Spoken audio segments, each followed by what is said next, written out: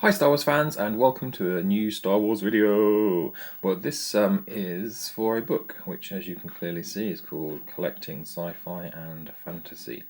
It's a Miller's Guide which they put a whole load of different valuations in for items they have in their guides. Don't use the valuations because any valuation is out of date as soon as it's been published, unless it's something that's been sold in an auction house, and then that's kind of the price it did go for, not the estimate that it might go between. But some of their information is incorrect as well. So before you start quoting anything from a Miller's Guide, always check it out just to be completely sure. But I'm going to take you inside and have a quick look. It's a medium-sized hardback book, but there's a whole lot of pages. I'm not going to do every single page because that will take forever, and we don't have that long, do we, guys? So let's get inside and have a look. Right, I'm going to start with the contents, but also, first of all, should have said, it's got a publisher's price of $15.99, but I got it from the Works, where it was only $4.99. So $15.99 was far too much to ever pay for this book. $4.99 is just about right. So don't pay any more than a five of this book. Right, the contents. I'll just go through this and it'll show you what's actually in the book. I'm going to go through reasonably quickly, and then you can pause and catch up with the text.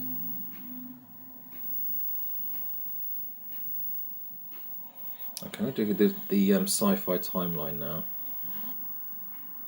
Right, guys, this is the timeline of sci-fi according to the Miller's Guide. So I'm going to whiz through it, and you can, want some focus, there we go, and you can catch up, pause, and if you need to.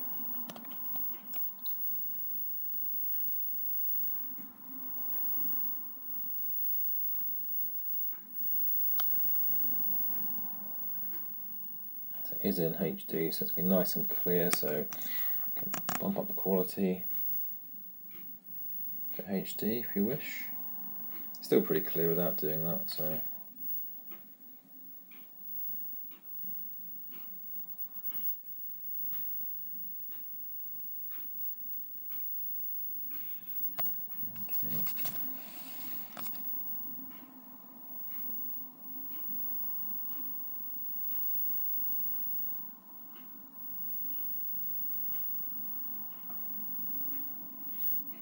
Some of the things that have influenced sci-fi TV and sci-fi films and sci-fi books, the genre, I should say.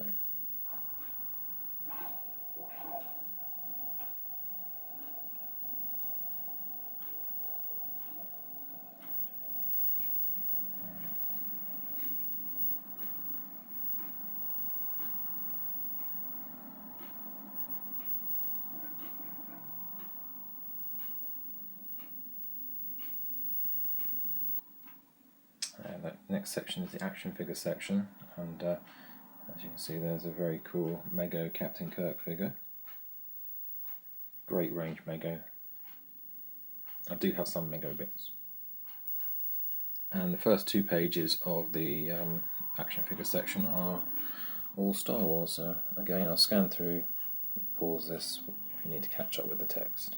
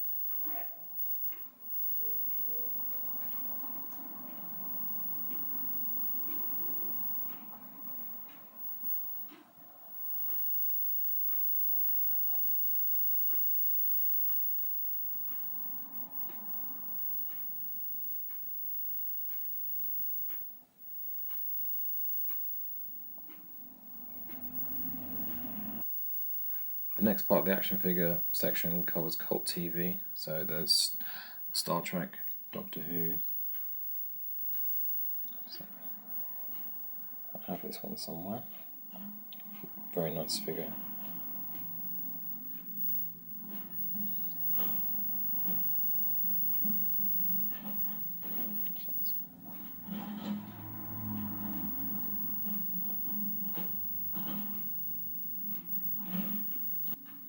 Then it covers the 70s and 80s. So we'll just do the text again.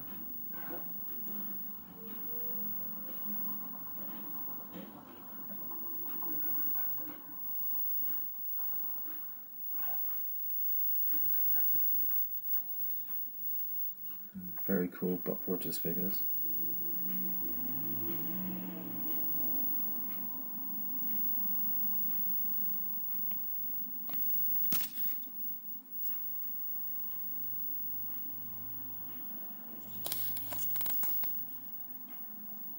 And of course Battlestar Galactica.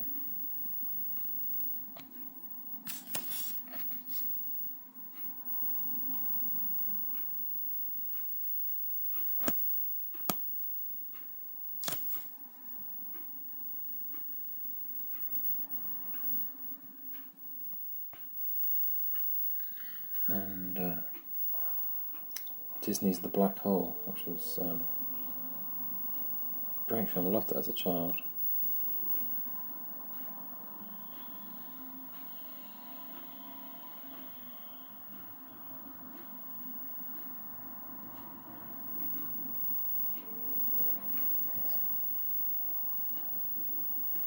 A couple of the Alien figures.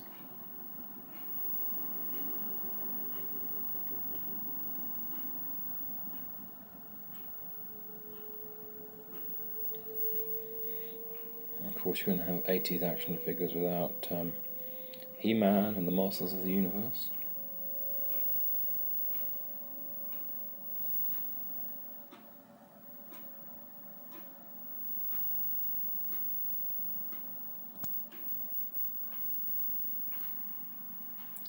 The 1990s.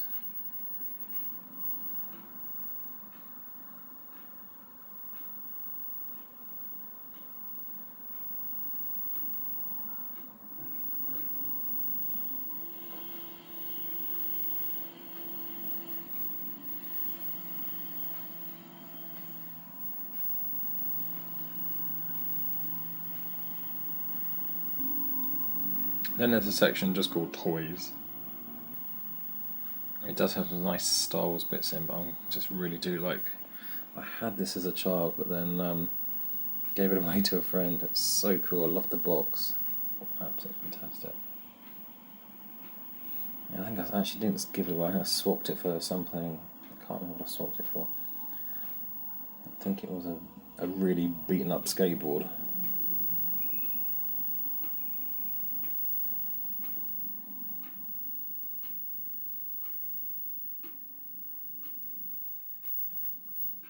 This is really cool. I do like. I've got some Mego Batman figures, which they are really cool.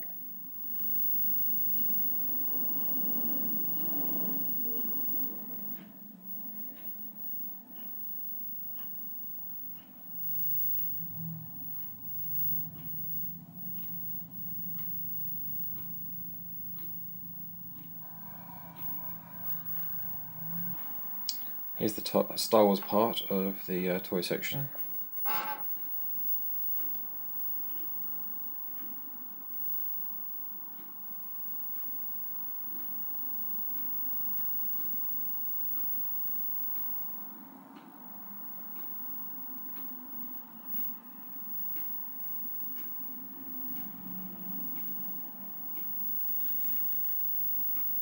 Quite sure what's going on with the bendy cannons at the front there.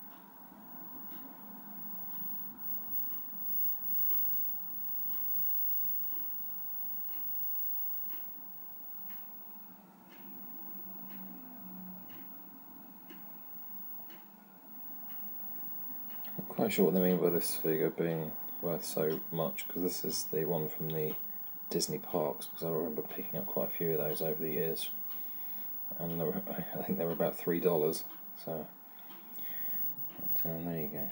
So some of their pictures are a bit iffy, and their valuations sometimes are more than a little iffy.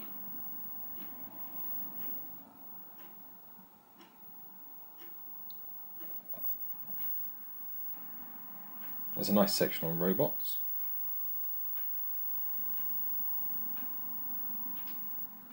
And in the robot section, of course, you can't have a robot section without 3PO and R2.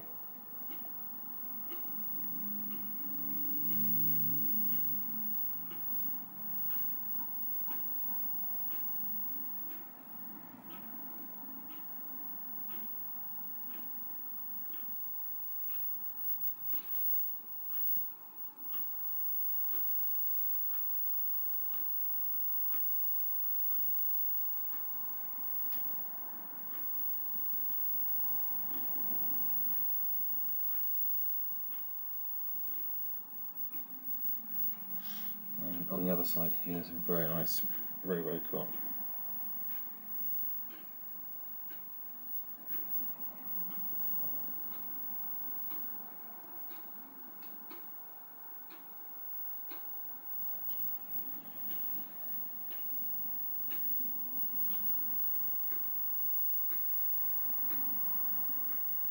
And these come from a Japanese show called Starfleet.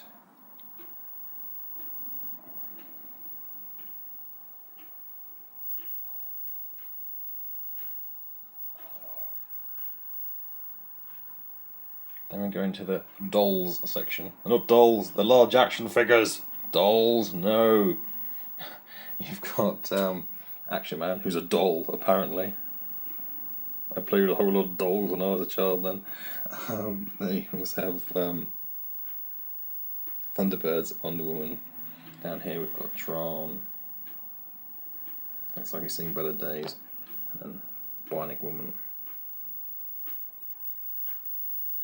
Then there's a game section, which has the $6 Million Man board game, the Tron board game, which I've never seen before. Focus.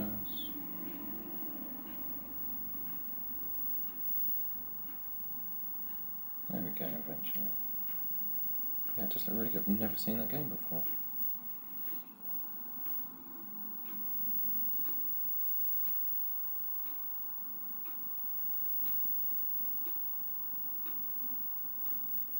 And of course, this particular game, I think I must have a dozen or more of this particular game.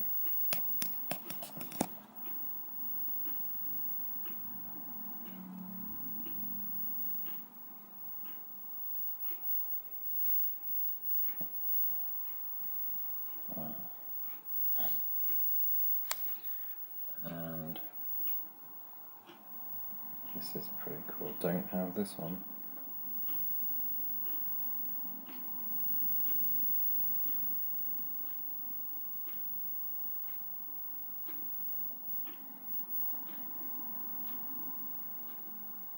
That'd be very cool to have. I had loads of the Tomitronic games. Still have a couple of them. There's a close-up of the $6 Million Man and the Bionic Woman board games.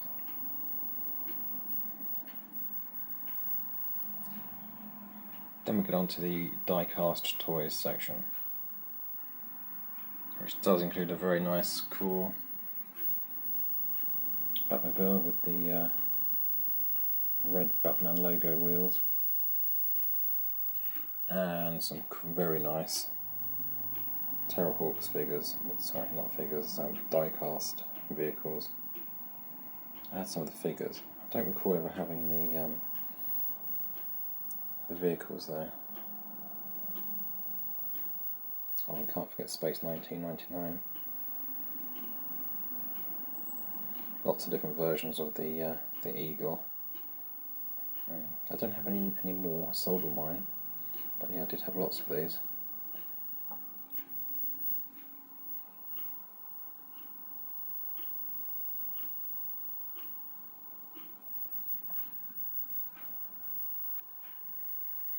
Some more die-cast bits.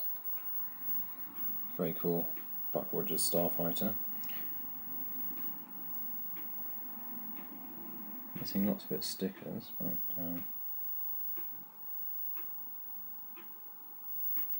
that's the Batman helicopter. I still have this somewhere.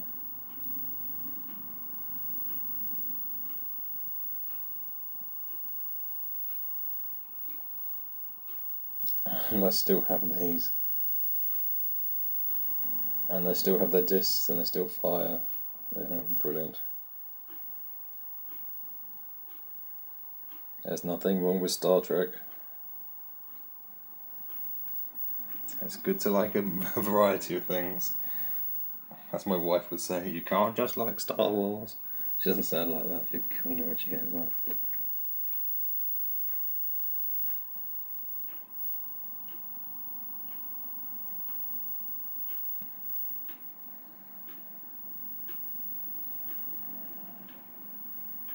I remember having the first version they did of this, and it was very nice. And it actually came from a local newsagents, which you wouldn't get local newsagents now stocking reasonably expensive corgi toys.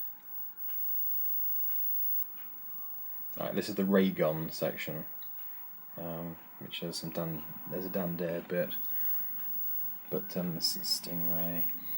But the thing I really want to show is the very cool anti-Dalek machine gun.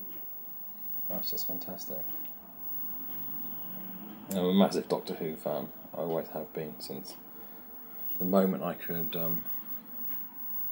hide behind, well, old enough to hide behind a sofa. And there's the models and replicas section. This is very nice. The Airfix Angel Interceptor from Captain Scarlet.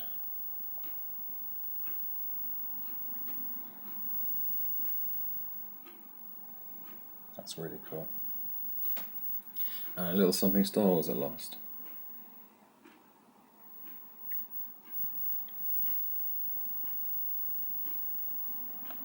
The only item I have by these guys is the Rebel Blaster, which I bought from Star Wars Celebration in 2007, and I paid £80 for it, which I thought was a pretty good deal at the time. That's in my collection room, proudly on display. Looks very, very cool. More Jerry Anderson here. There's the supercar. At a super price. Look at that price. Wow.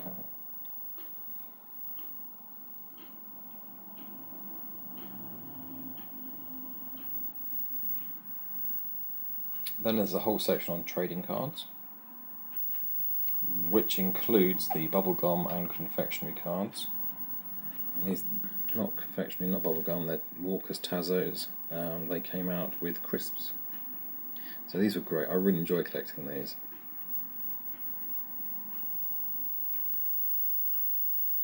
Quite lucky at the time. I contacted Walker's and they sent me a whole load of promotional bits to go along with these. So I've got the whole promotional range they did as well for petrol. It was mainly for petrol stations actually, not for sort of Tesco as the Sainsbury's.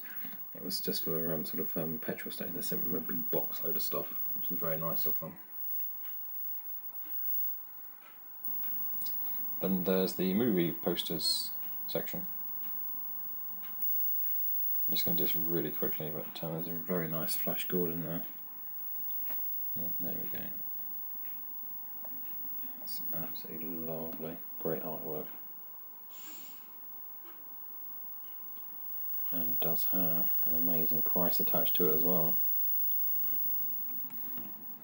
Let's do the Invasion of the Saucer Men. Very Mars Attacks. Or Mars Attacks is very Invasion of the Saucer Men, I should say.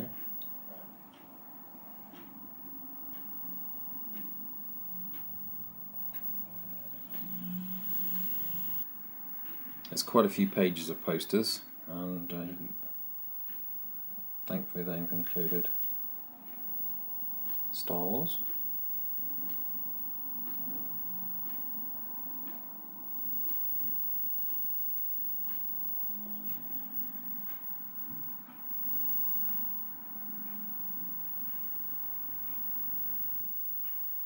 Then there's a licensed products section. It's cool. I've got both of these. They're very nice.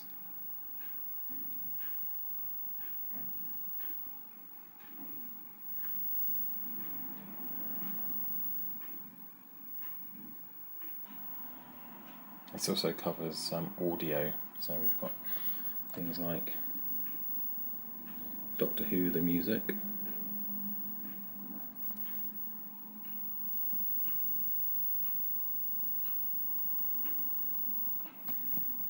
and one of the many Star Wars records.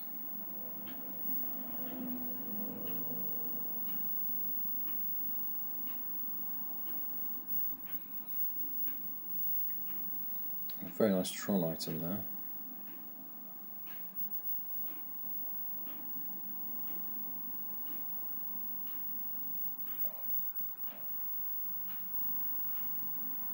And this section also covers miscellaneous items, so very cool looking Lost in Space tin lunchbox.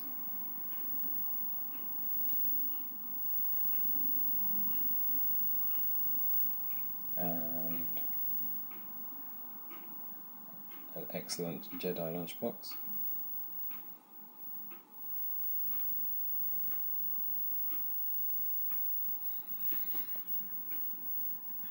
And this is a playmat. I've got a couple of these. One of them I bought on eBay for 99p. Their price guide there is a little bit out on that one.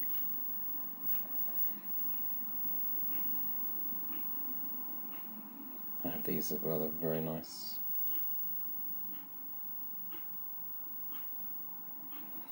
And I paid more than that for them, but there you go.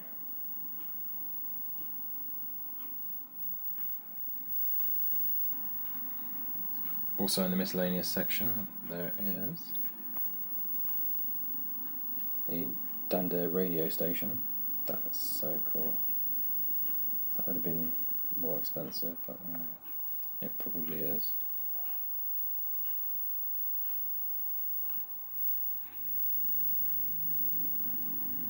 Dander pocket watch.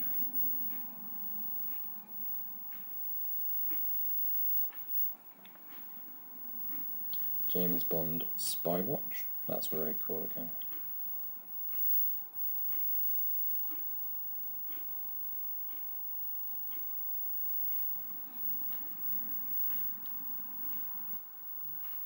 Then there's the props and promo section. That's something really cool. These are, as you could instantly tell, they are Mr. Spock's ears with a letter of authenticity to go along with them. How cool are they?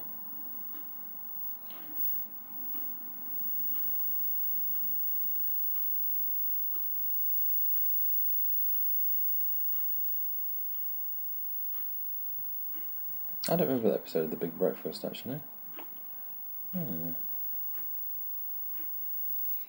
I was lucky. I was up at The Big Breakfast a few times when they had Star Wars guests on. This is very nice.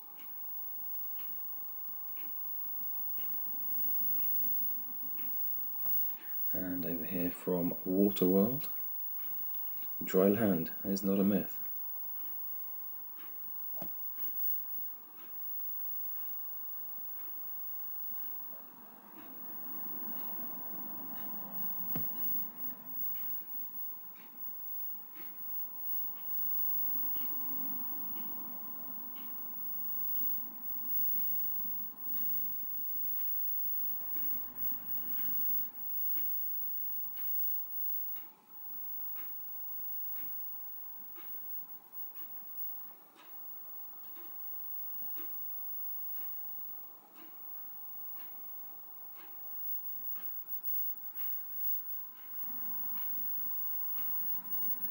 You're not going to need to buy this book now, are you? There's a screen-used Vader helmet.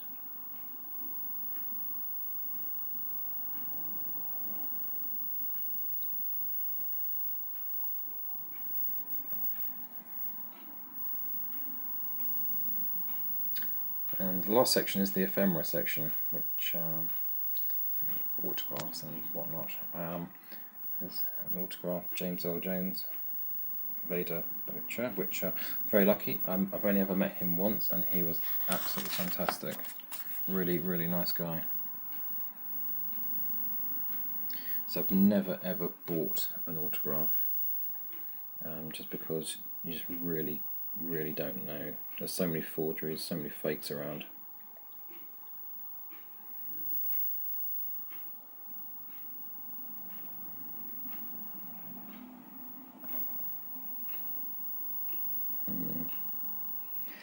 I'm not quite sure what makes these so expensive, but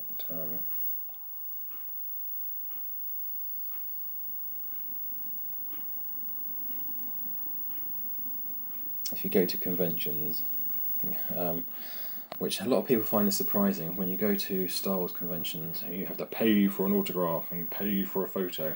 Even if you take your own photo or a carded figure, you're still going to pay to have that signed. So yeah, a lot of people don't realise that. You pay what for an autograph? Won't they just sign it? No, they won't just sign it. It's how they make the money. A lot of these actors aren't acting, so they make their living from the signing circuit. So it's their job. So